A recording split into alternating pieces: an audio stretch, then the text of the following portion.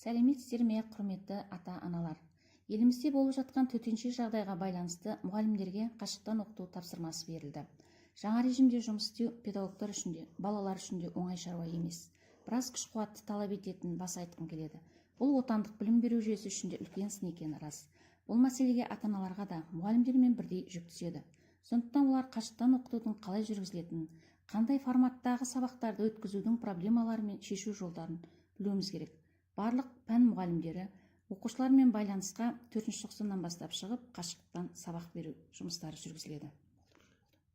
Бүгінгі жиналысымыздың тақырыбы қашықтан оқытуды ұйымдастыру жөнінде ата-аналарға арналған жаднама. Қашықтан оқыту дегеніміз не? Мұғалім мен оқушы арасында қандай да қашықтықта интернет ресурстарының сүйемелдеуі мен өтілетін оқытудың формасы, яғни интернет желілерінің көмегімен белгілі бір арақашықтықта оқыту.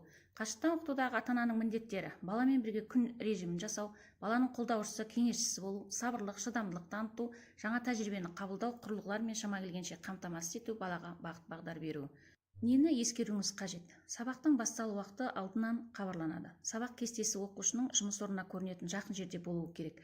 Сабақта қатаң түрде уақытында өткізіледі. Балаңыз үшін арнайы сабақ өту орны белгіленуі қажет. Сабақ уақытында қосылыңыз. Сабақ басталуға 5 минут қалғанда балалардың жуынып таранып ұқыпты киінуі маңызды. Сабақ өтіп жатқанда бөлмеде қатаң тыныштық сақталуы тиіс. Сыртқы дыбыстарды өшіруіңіз керек. Сабақ уақытында отбасындағы басқа балалар мен үй жануарларының кедергі келтірмеуіне назар аударыңыз. Сабақ өтіп жатқанда, сабақ барысында балалардың бөлмеден шықпау, орынсыз тамақтанбау, басқа бөгде заттарға алаңдамау, онлайн сабақтан шығып кетпеу назарда болуы керек.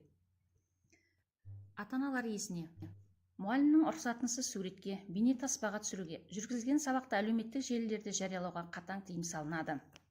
Сіздерден сұрайтынымыз: балаңыздың аз уақыт онлайн болуын, көп уақытын өз бетімен жұмыс жасауын қадағалаңыз. Үй тапсырмаларын уақытында орындап, мұғаліммен кері байланыста болуын қадағалаңыз. Елімізде болып жатқан жағдайларға түсінушілікпен қарап, ертеңгі болашағымыз үшін үйден шықпай білім алуда бізбен бірге болыңыз. Назар қойып тыңдағандарыңызға рахмет.